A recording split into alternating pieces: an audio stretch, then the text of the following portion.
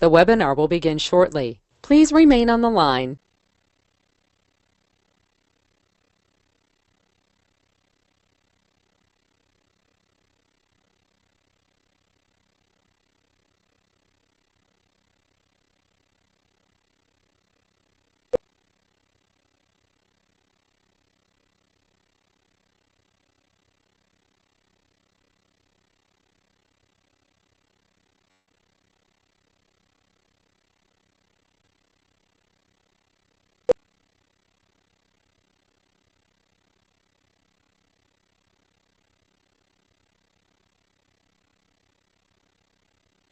The webinar will begin shortly. Please remain on the line.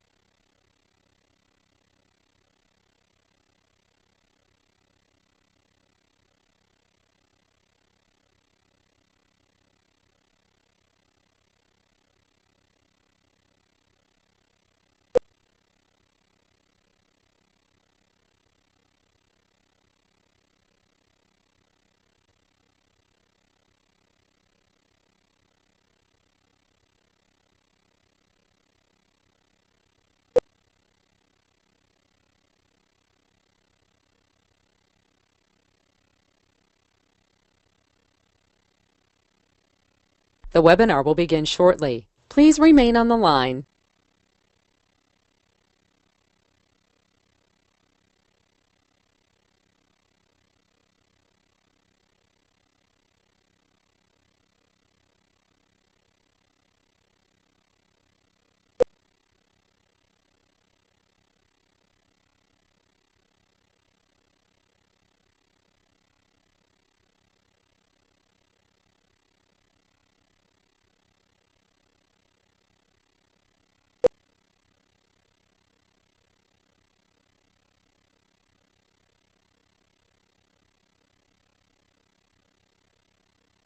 The webinar will begin shortly. Please remain on the line.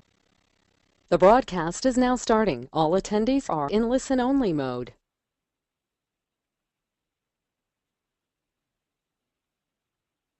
Hello, everyone. I'd like to thank you for joining us today for the next webinar in our Pipeline Pilot series, What's New in Pipeline Pilot and BioVia Foundation 9.2.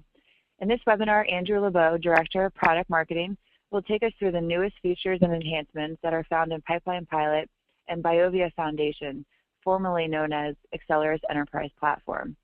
We will be hosting additional webinars in this 9.2 series that will cover specific updates to the mobile, imaging, sequencing, and chemistry collections in more detail than today's session. Before we begin, I'd just like to note that today's presentation will be followed by a Q&A session. The phone lines are muted, so if you have any questions during the webinar, please submit them via the chat or the Q&A panels that are located on the right-hand side of your screen, and we'll ask those questions at the end of today's session. We will, however, keep this interactive by asking you a few polling questions throughout today's webinar. And now I'd like to go ahead and turn the webinar over to Andrew to kick off today's presentation. Thanks, Erica. As Erica mentioned, I'm sure many of you are aware, but maybe not everybody, that Accelerus was acquired earlier this year by Dassault Systèmes. And as part of that acquisition, we are now transitioning to the brand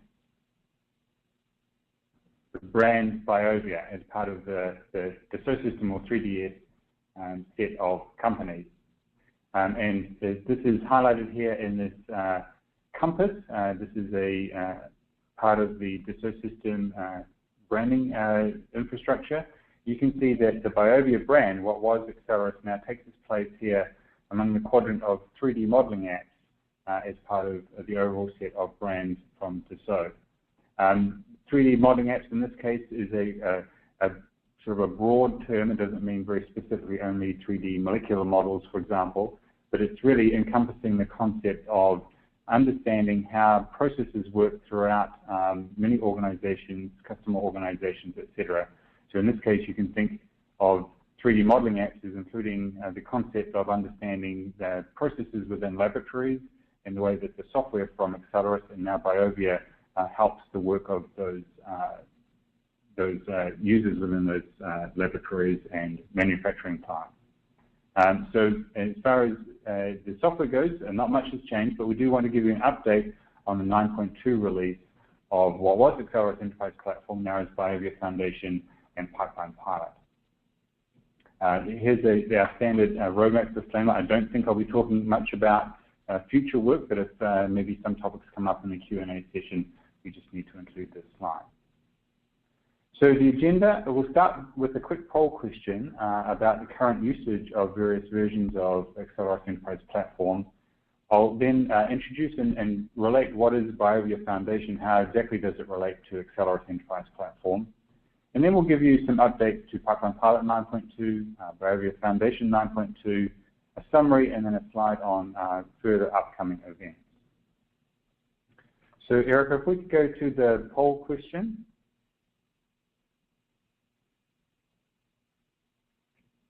Okay, I've gone ahead and opened up the polling. If everyone could please enter your vote. So the question is, what version of Pipeline Pilot or Accelerate Enterprise Platform are you currently using? And you can select from Pipeline Pilot 8.5 or earlier, Pipeline Pilot or AEP 9.0, 9.1, 9.2, or let us know if you're not currently a user. Okay, and just about everyone has voted, so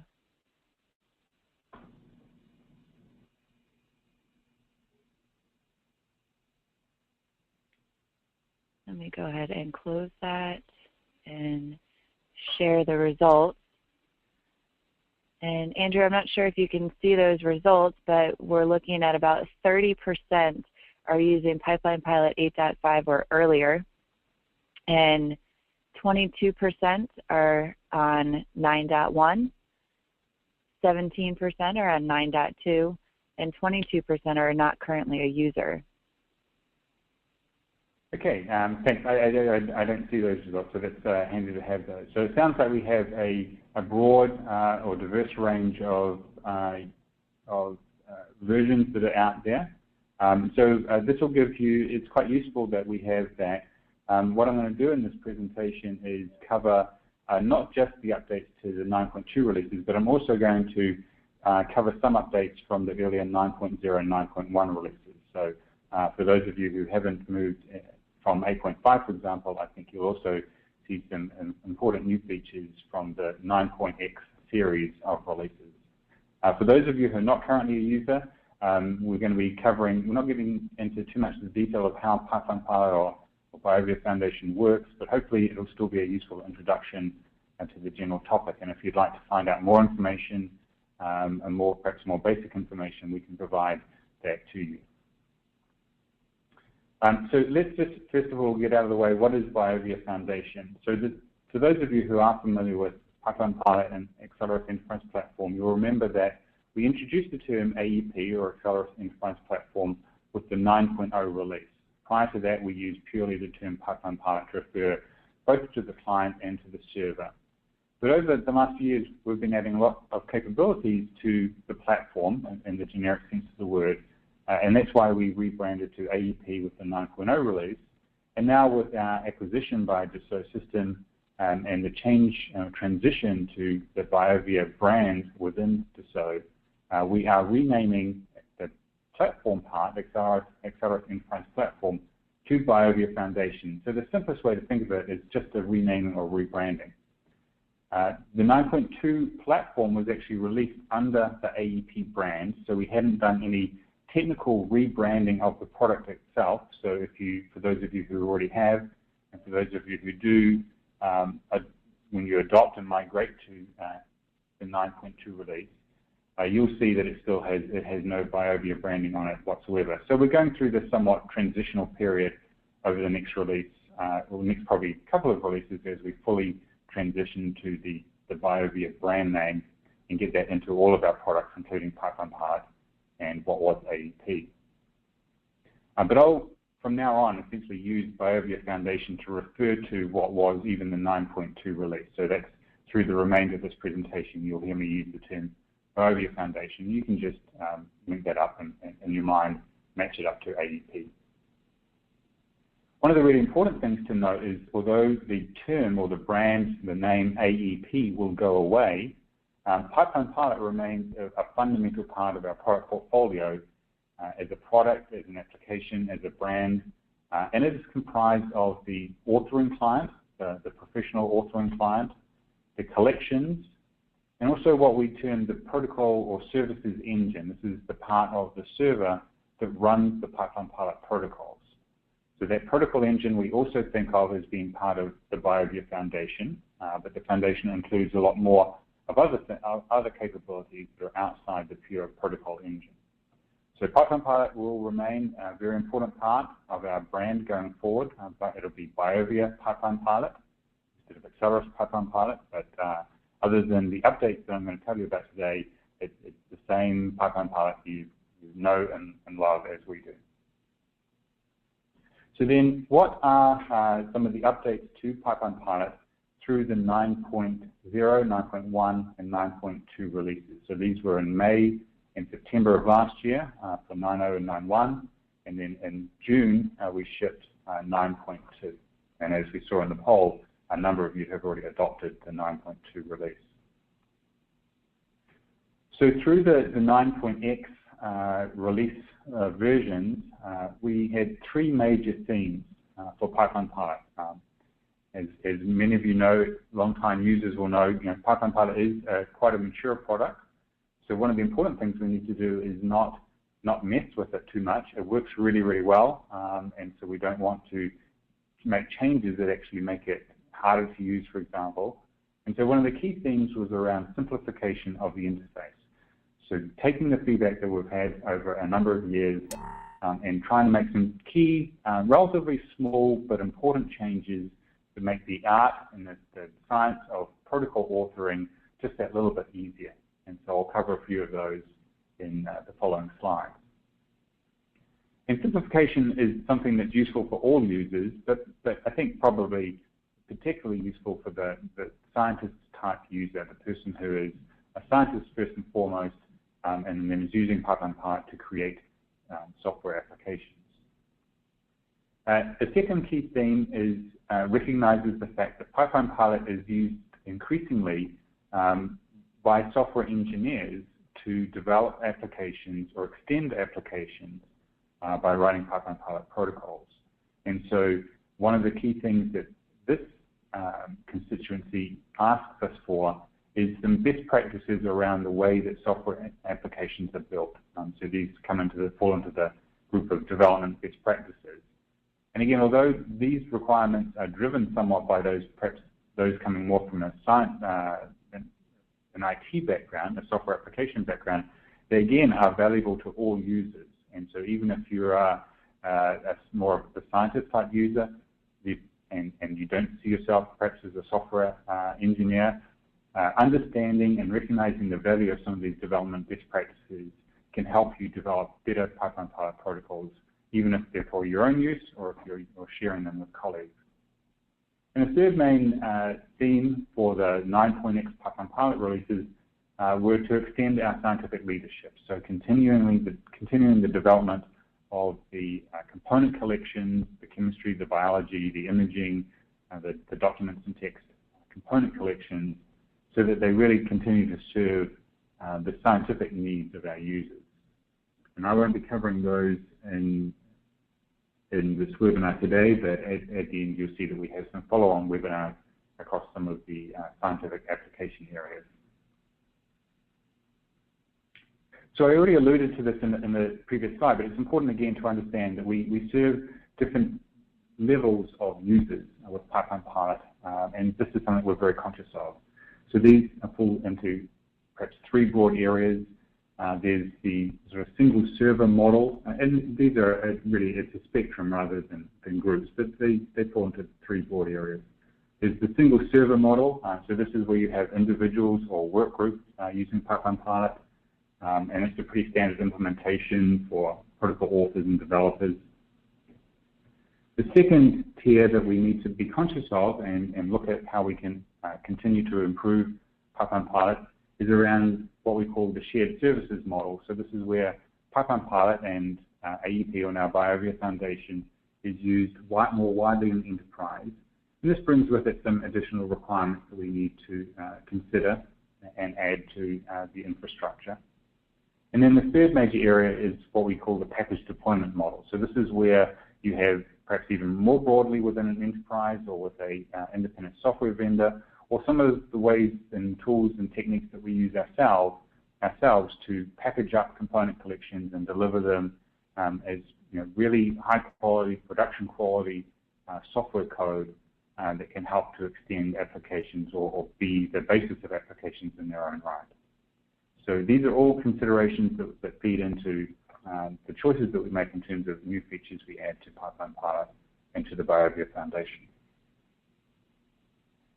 So we're going to talk about two relatively new Pipeline Pilot component collections. These are more on the horizontal layer rather than domain-specific collections. These are the mobile collection and Thomson Reuters Cortellis collection.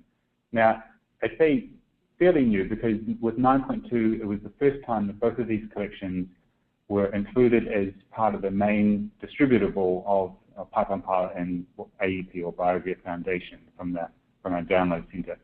Earlier versions were available in various forms, but with 9.2, they're fully part of the main Pipeline Pilot system.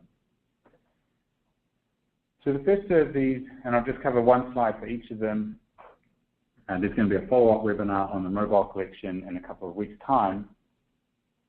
The idea of the mobile collection is it works with 9.1, Pipeline Pilot 9.1 and later, so 9.1 and 9.2. And it's a component collection, a standard component collection, just like all the others. And additionally, an iOS app. It's a no-cost iOS app that you can download from the iTunes Store, or you can deploy within your organization if you choose to do that. Now, the mobile collection itself was developed originally through our Science Cloud initiative. So this is an initiative from Auris Acceleris, now BioVia, to provide a hosted cloud solution for managing scientific work and transactions and interactions amongst organizations through a cloud system. And so we've had a number of webinars on BioVia Science Cloud already this year, and I think some last year as well. So if you're interested in that, for the possibility of work across company borders, you can go back to the website and find those webinars. I'm not going to talk about Science Cloud in any detail today, but the important thing to recognize is this mobile collection, which was developed out of our Science Cloud initiative, is also perfectly useful for purely on-premise use. So if you have not yet engaged in Science Cloud, or it's not something that's of particular interest to you, you can still use the mobile collection purely for on-premise use. So the idea is that a protocol author uses the mobile collection to develop protocols and then deploys them. And instead of an end user using WebPort, for example, as an application to access the mobile collection protocol, they can use an iOS app to access a list of protocols and run those protocols from an iPhone or an iPad, for example. So everything's done entirely within the firewall in this scenario. And so this is an opportunity to deploy protocols into perhaps new users or in new situations where an iPad or an iPhone is the preferred method of consuming that protocol. Now, as I go through in the mobile webinar in a couple of weeks, just quickly, existing protocols can be deployed this way. But what the mobile collection does is it adds a set of components that allow you to access more of the end user devices technology, such as the GPS, the camera, etc., to create even more interactive protocols. So as I said, there's a webinar on August 20th. I'll be giving that. That's in a couple of weeks' time, and we'll dive much more deeply into the mobile collection. The other new collection, or newish collection, to talk about is the Thomson Reuters Cortellis collection. So this is really relevant to those of you who have licenses to the Thomson Reuters Cortellis databases.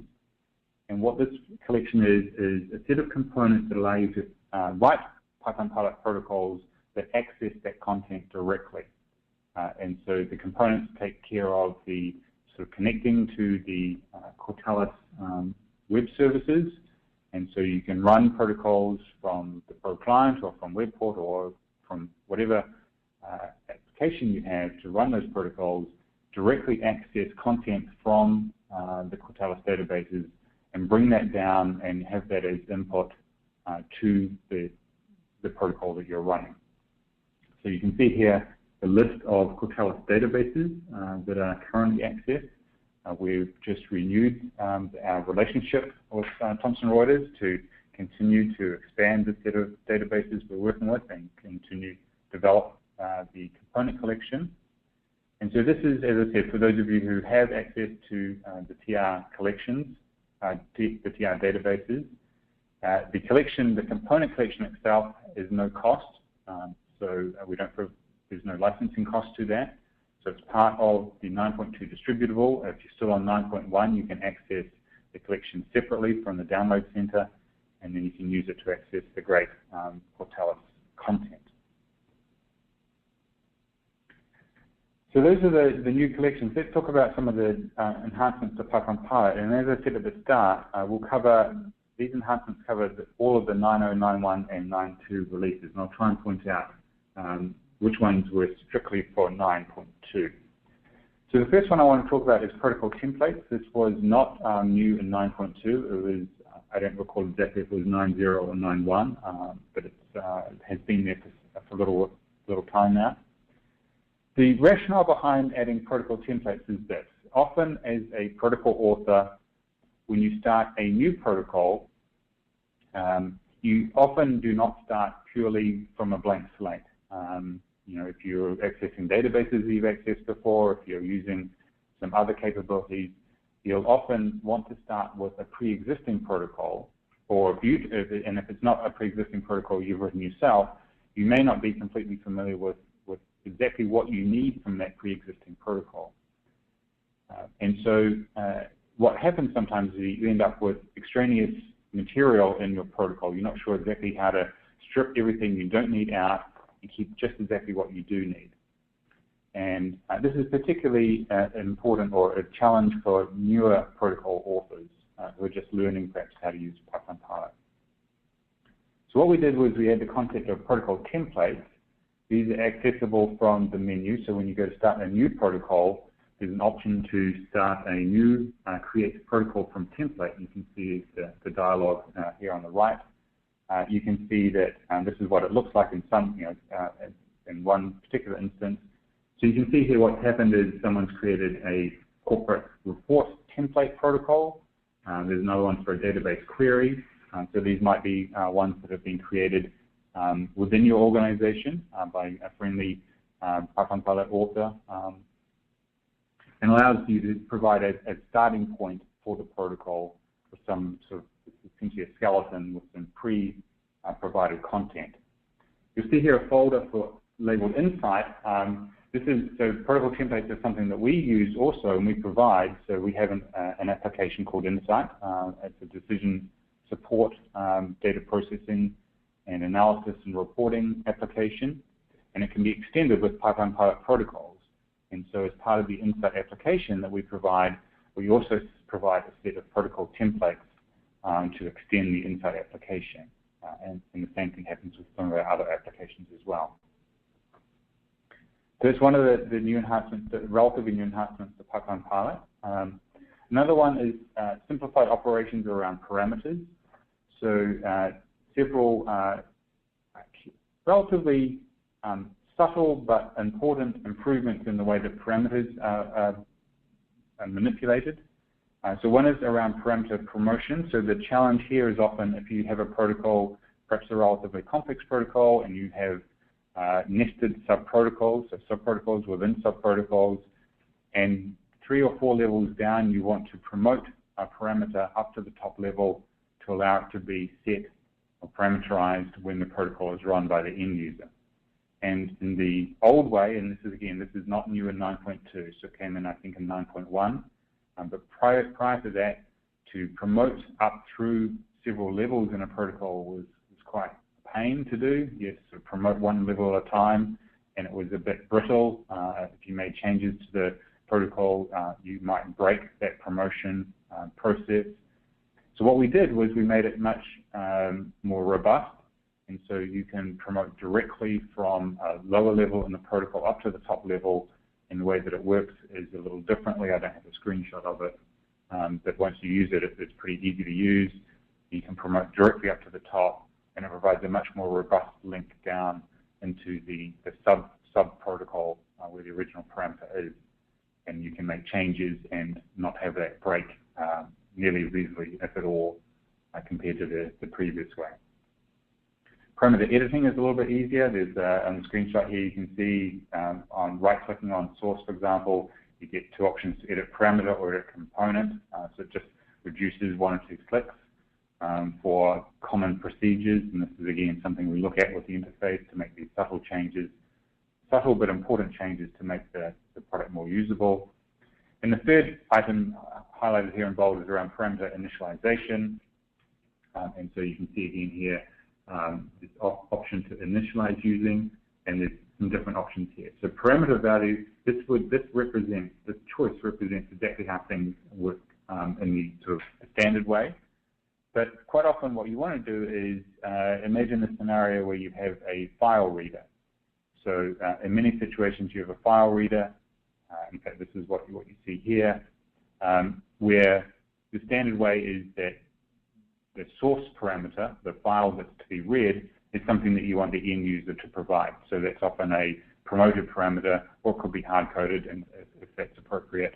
But typically it's promoted, and that's what the end user, when they run the protocol, provides.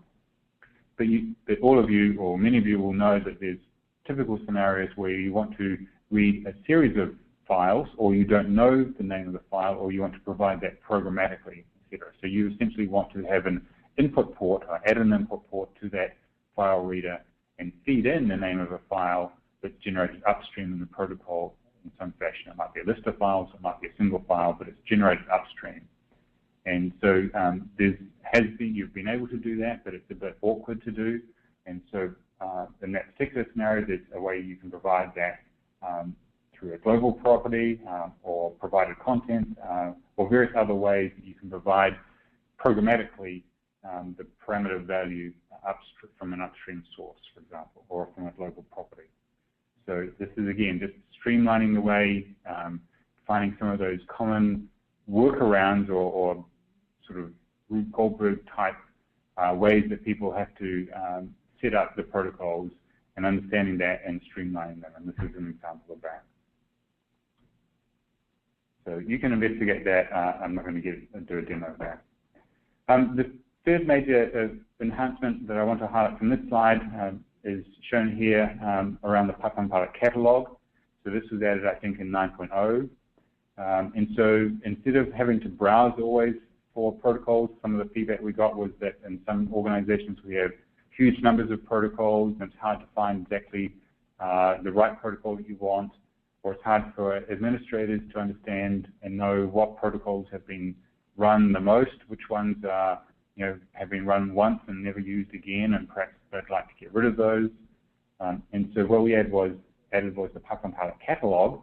So this is where you can find protocols, components, and patterns of usage of those throughout the infrastructure. So there's 3 ways basically of using this. Into the catalog feed logs and the data from the XML database, the list of components and protocols. And you can search directly from Pipeline Pilot. So you can see the screenshot here. It's a little bit hard to see perhaps. There's a tick, search box here towards the upper right along the menu bar here. And you can simply type in the name or partial name of a protocol or a component or essentially anything, and we'll do a search and return you back search results, perhaps that match to find a protocol or component that it's in the system and that matches that, your search criteria. Secondly, for web port users, it's shown in the middle here, you can do the same search directly from web port. So instead of having to always perhaps browse for a protocol, if you're unsure of the name, an end user in web port can search and find a protocol to run. And for admins, from the admin portal, you can also use the catalog to find things like usage patterns, etc. Find what protocols are most popular, which ones are least popular, which ones perhaps they can clear out from the system because they're not being used or haven't been used for a long time. The next thing I want to talk about is protocol validation. And so this is particularly one of those tools I was referring to earlier, sort of a best practice in software development tools. So protocol validation itself has been in the product for a long time, reaching back probably back to version 5 or even earlier. But we did make some enhancements in the 9.x timeframe. Again, I think this was in 9.0 or possibly 9.1. And for those of you who aren't familiar with it, and we do know that even though the feature has been in the product for a long time, that many users aren't that familiar with protocol validation, or maybe aware of it but don't use it, it's the ability to try and catch errors in your protocol before you deploy them out, and it's particularly valuable if you're deploying them out to some other user. So if you're writing a web port protocol, or even if it's to be used from the pro client but by your colleagues, or ultimately even if for your own use. It's frustrating to have a protocol that doesn't run properly, and this is a good way of catching it. So there's an option from the menu, and you can run the validation, and it runs essentially a script on your protocol to look for sources of errors or warnings. It may not be able to detect if there's actually something wrong with your protocol, but it can highlight something that is potentially a problem. So you can see a list of the sort of things that we'll look for here. We don't want to typically have passwords stored in protocols. So in the process of developing a protocol, you might have to put in a password to access a resource, and you may have forgotten to remove that password before you finalize the protocol, because of course the end user needs to provide that information. If you're writing a web port protocol, if there are no top-level parameters, that can be a warning that you haven't promoted what you need. Now, you can certainly have web port protocols that don't have top-level parameters. That is perfectly valid, but it would not be the usual situation. So the validation can highlight that as a potential problem that you might want to fix. No help text. Protocol authors aren't always the best at adding help text to the protocols. There's so many ways to do this, and the validation will have to point that out. So as the protocol author, you can run the validation script, and it will give you a series of information about potential problems with the protocol. What we did is extend the set of rules, and the set of rules that the validation system uses is actually coded as a pipeline pilot protocol itself. And so what you can do is you can take that validation protocol that we provide out of the box, and you can add and extend your own rules to it. So if there's certain aspects within your organization that you want everybody to check before they deploy their protocol, then you can add that as another rule to the validation protocol that's unique to your own system. The next feature to highlight for Pipeline Pilot is, in fact, in addition to the 9.2 release, one of the key enhancements to 9.2 for Pipeline Pilot. And this is enhancements to the parallel subprotocol system. So again, for those of you who may not be aware, the parallel subprotocols are useful when you have a protocol that has one or more particularly computationally intensive steps. So you might be running a molecular model, for example, and it might be that 95% of your protocol runs very quickly, but you've got this one step that runs really quite slowly. And if you want to speed up that particular step, what you can do is essentially parallelize that step if you have access to multiple cores and multiple servers, which these days is really the typical situation. Instead of running the whole protocol essentially in one process and on one core, you can farm out very easily that slow step onto multiple cores and speed up the execution of the whole protocol.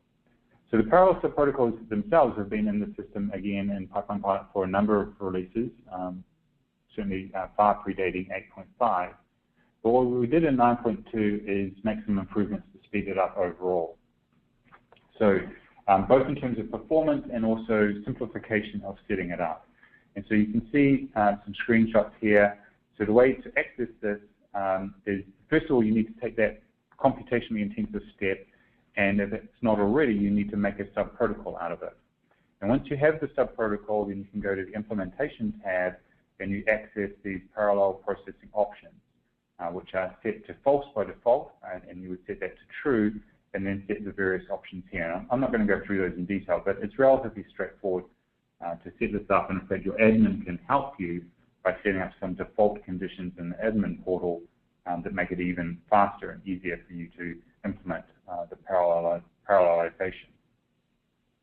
And so you can do that parallel processing across multiple servers, across multiple cores on a single server, which is almost going to be I think everyone pretty much will have multiple cores on their servers now. And as I said, the admin can set up defaults.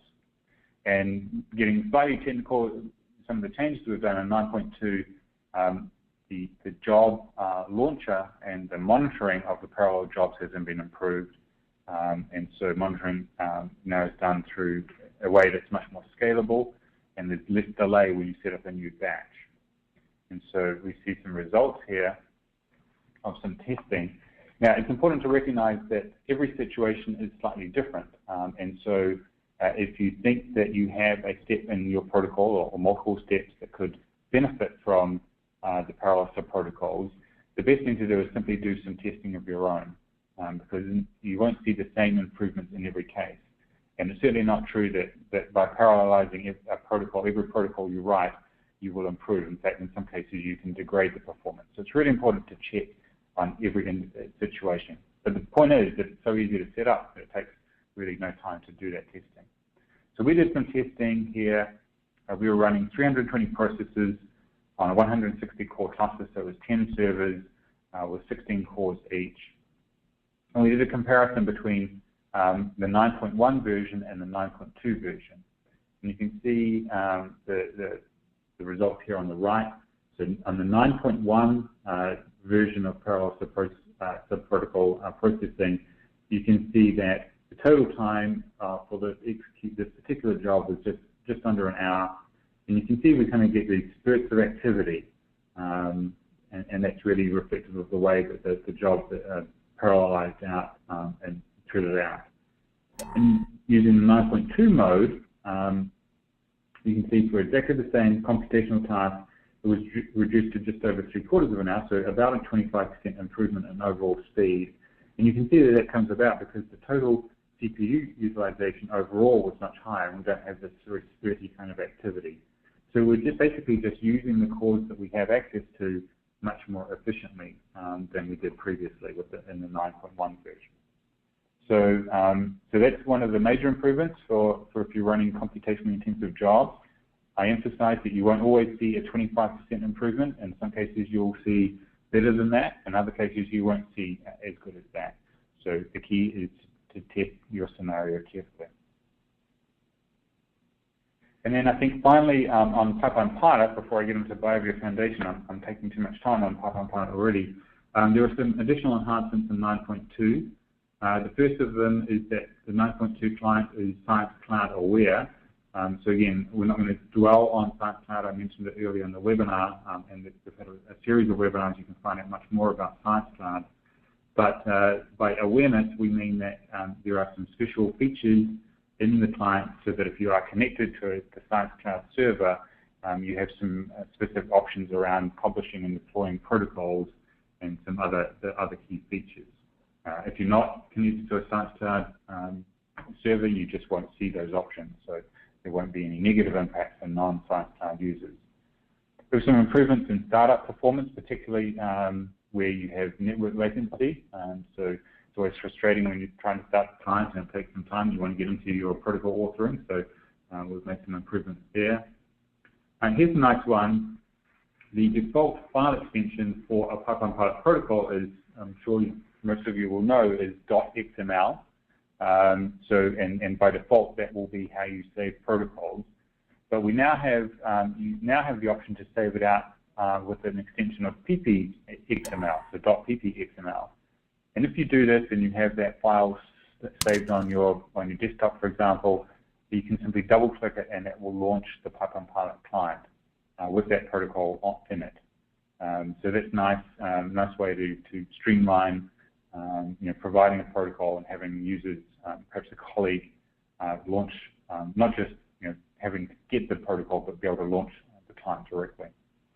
And finally, there's a new reporting component called Pipeline Pilot Link, and this allows, in a somewhat similar vein, it allows you to have a URL that will launch the Pipeline Pilot stick client. And so that link can be generic, so you could simply have a link in a web page that says, you know, launch Pipeline Pilot, and clicking on that would launch the client. But you can actually have an extension to that link parameter, or that link that specifies a protocol to launch.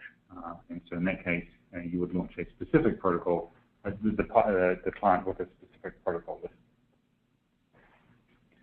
Okay, so let's move on to the BioVia Foundation enhancement here. Again, this was formerly Accelerus Enterprise Platform, or AEP, and we had the same releases as I showed for Pipeline Pilot, the 9.0, 9.1 releases in 2013, and the 9.2 release that we are in the process of rebranding to BioVia Foundation that was released in June of this year. And as we saw from the poll, several of you have already moved to that. With the foundation, so this is more broadly than just the protocol execution engine, we look at industry trends. It's a big part of the rationalization of what we add to the foundation.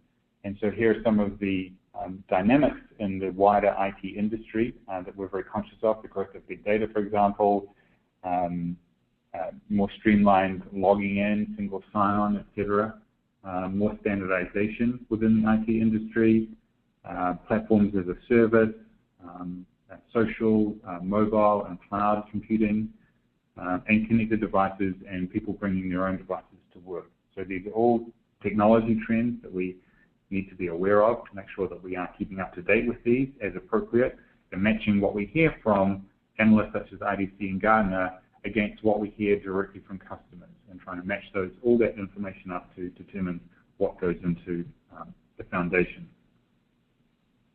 I think I'm going to skip this slide because I think I delve into some of the details in subsequent slides. Highlighting back again to an earlier slide, as with Pipeline Pilot, we're very conscious of the scales of deployments that we have for the foundation, and these run from personal productivity, so small users, into slightly larger workgroup type infrastructures, getting into enterprise infrastructures, then high performance computing, so we have grids, etc., into cloud computing, and we have a deployment guide that I think we released with either 9.0 or 9.1 that really assists you as you're looking to set up an infrastructure for the BioVia Foundation, what was AEP, that can really help you understand what hardware you need and how to set up that infrastructure. So that's the deployment guide. So it would have been called previously the AEP deployment guide, now it's the BioVia Foundation deployment guide, and you can read that. It's something that you would read as a system admin before you get to the actual installation guide. So it's a distinct concept. You would read it, understand what you need, get those systems in place, and then you would use the installation guide to actually set up the foundation. So with the 2013 releases, this is 9.0 and 9.1, here are some of the key features that we were looking at. The protocol and component search, the query service that was added to provide a more general searching infrastructure, harmonization of chemistry, and you can see the rest of these items here. And we kind of group those into the 6 main areas shown on the right here. So we have a focus on industry standards, and you'll see that come through strongly in some of the following slides. Enterprise search capabilities. We're always looking to improve the performance overall for protocol execution, as I showed you in some of the earlier slides, and also performance of our other applications that run independently of Pipeline Pilot protocols. Scientific consistency, so the chemistry harmonization project that we went through and have highlighted in other presentations is essentially has come to an end now, because we are essentially fully harmonized on the chemistry side, and we're close to that on the biology side. Application interoperability, allowing our applications to talk very seamlessly to one another, and that's ongoing work. We've made some big strides there, but we have a lot more work to do there. and a key focus on IT security and administration. We know we need to play well within organizations to make sure we conform to proper policies and the ability to keep data secure. With the 9.2 release, we particularly focused on industry standard web services, so highlighted here in bold, and also adding into this list here standards-based authentication. And so I have some slides to cover these in the next few slides. So industry standard web services. So I know on the audience here we probably have a diverse range. We have some pure Python pilot users, and we probably have some people more on the IT and admin side of things. I'm not going to go into a lot of details of this, but the key point for everybody really is that we have a real focus on ensuring that we work as much as possible with industry standards and conventions, and of course those change over time. So we need to be aware of them and conform to them. And the key point for us, and why it's valuable for those of you on the call who are really more at the Python pilot user end of the spectrum, is that you want the tools that you use, even if this is not something that you know too much about or you need to care directly about, it's important for you that the tools that you use fit nicely and work nicely within the infrastructure of your organization, so that you keep your IT people happy when they see the applications and platforms such as this, that they say, yes, that fits into the way we want things to work, so we're happy to have those as part of our infrastructure. And so this is a big part of smoothing out and understanding the IT needs of our customer organizations and ensuring that we play nicely in those situations. So we've standardized a lot on RESTful web services. These are industry standards, and these were first delivered through the 9.0 and 9.1 releases, and these are further extended for the 9.2 release. Authentication is also critically important to make sure that our system understands who you are and works well within IT infrastructures. I'm not going to go through these in too much detail. For those of you who are more on the admin side, you'll know the way that the authentication has worked through the 8.5 version of Python Pilot through to AEP 9, and now 5-year Foundation 9.2. So we just continue to add more and more capabilities over the time. You can see that the addition in the 9.0, the 9.x timeframe were to add Kerberos with delegation on Windows, and also SAML SOAP tender vouchers in 9.0 for Windows and Linux. And what we did in 9.2 was to add SAML WebXSO into that for both Windows and Linux. Again, for the end users, why should you care about this? Why is this important for you? Why is BioVia investing time in this? Well, SAML in particular is very important in a couple of scenarios, but particularly we know that increasingly your work involves working with colleagues outside of your organization, so partnerships and collaborations with CROs, with other companies, with potentially academic or government institutions. And SAML is an authentication system that helps streamline access of people outside of your file, outside of your organization, to access resources internally. And so this is an important trend in the industry, something that we're very aware of, and so we're taking steps as part of our foundation to support that for you.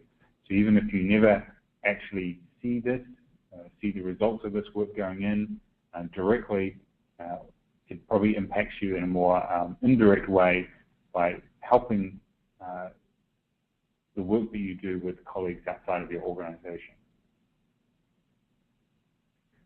And then again, some security enhancements, a lot of them focusing around cookies. Again, I won't go through these in detail. It's important for the IT people and the administrators to understand this, and again, get the information that we continue to make security enhancements. And this is just an ongoing work that we do. For every release, we make various security enhancements, and this has certainly been true through the 9.x product family.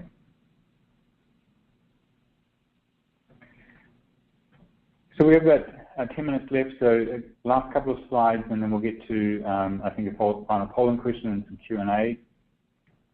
So as we saw from the original, the first poll, we have a diverse set of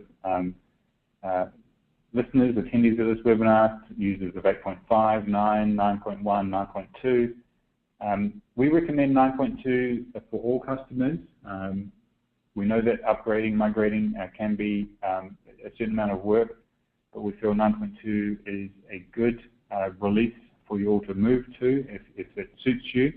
It's a mature product overall within the 9.x family. I think maybe we didn't have anyone on 9.0.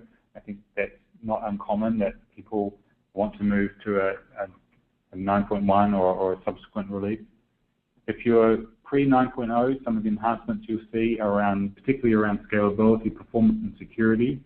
We have the chemistry harmonization, so a chemistry search or a calculation you do from one of our applications underpinned by our foundation will give you the same results across as from other applications. A lot of enhancements to the chemistry, the biology of the omics, imaging and documents and text collections, and we'll be highlighting some of those in upcoming webinars. And some of the improvements I've highlighted in terms of ease of use of Pipeline Pilot. If you're already on 9.0 or 9.1, access to things like the mobile collection or the TR collection. More on the admin and security side, the SAML Web SSO has been a key enhancement, and some of the grid performance improvements that we have in the product now. And if you're a ScienceStar customer, then the 9.2 release helps with the integration, the work that you do with ScienceStar. So just in summary, before we go to the upcoming events, we continue to invest heavily in Pipeline Pilot. Pipeline Pilot is the primary application for protocol or scientific protocol authoring and services execution. So it remains a hugely valuable and widely used tool for just running scientific protocols and scientific applications in the organization. But also, we of course will continue to invest in it because it's the way that we provide application extensibility within our own application set. So I mentioned Insight before. It's true also for Insight for Excel, for our registration products, for Discovery Studio. These are all applications for Notebook, for example, applications that can be extended through the writing of Pipeline Pilot protocols. And we do that, and we know that our customers do as well. For the BioVia Foundation, we continue to have a big emphasis on adoption of industry standards and conventions, improvements in performance, and continued development of some common core capabilities. And some of the work that you'll see coming out in future releases are around standardization of notification services, work management systems, etc., to really help the work to improve the way, enhance the way work is done within scientific organizations, as well as providing the ability to actually do the science itself. So with that, that's the end of the formal presentation. I'll highlight some of the upcoming events. Next week, on August 12th, we'll have a webinar from Tim Moran on what's new in imaging and sequencing component collections for 9.2. I'll be back in a couple of weeks to talk about taking your protocols mobile and having a deep dive into the Pipeline Pilot mobile collection.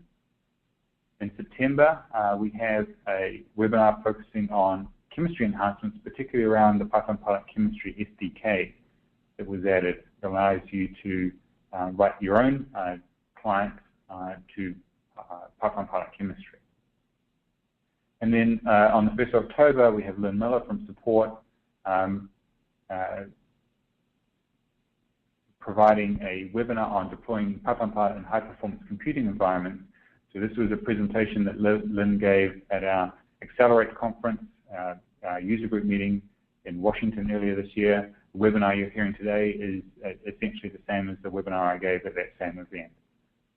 And so you can sign up for these at the website shown there. So we still use acceleros.com as our domain for now. So you can navigate there and find the webinar section and sign up for those Pipeline Pilot webinars. From that website, you can also access previously recorded webinars. So if you want to look at some of those Science Cloud webinars or other webinars of interest to you, you can find recordings of them there. We have some trade shows and seminars coming up on September 24th. We have the BioVia Life Sciences Symposium in London.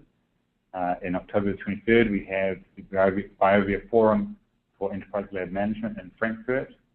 And we're working on setting up some local pipeline pilot user meetings.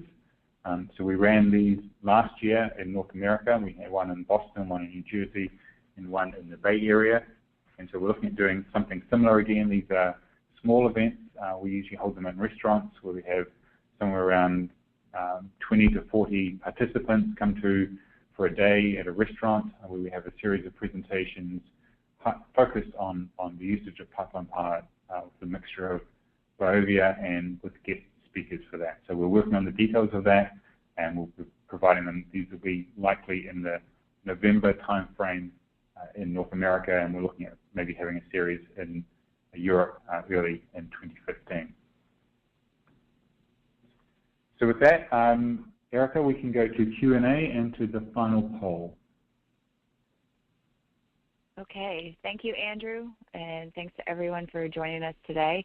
I just have one final question up there. If you guys can submit your votes, just let us know if you would like somebody from BioVia to follow up after today's webinar, whether that's Andrew on some of the questions that have come through, or your account manager, or if you would just like to speak to somebody new regarding Pipeline Pilot or the BioVia Foundation. Go ahead and let us know, and I'll keep that up. And I just want to, again, thank everyone. I'm going to go ahead and shut down the recording. I think I was able to answer all the questions that were coming through. And I will have a recording of this webinar available for everyone in the next 1 or 2 days, and we'll follow up with any questions I wasn't able to answer throughout Andrew's session. Okay, it looks like most of the people have voted. So again, I just want to thank you guys, and thank you, Andrew, for the time and all of the information. Thanks, everyone.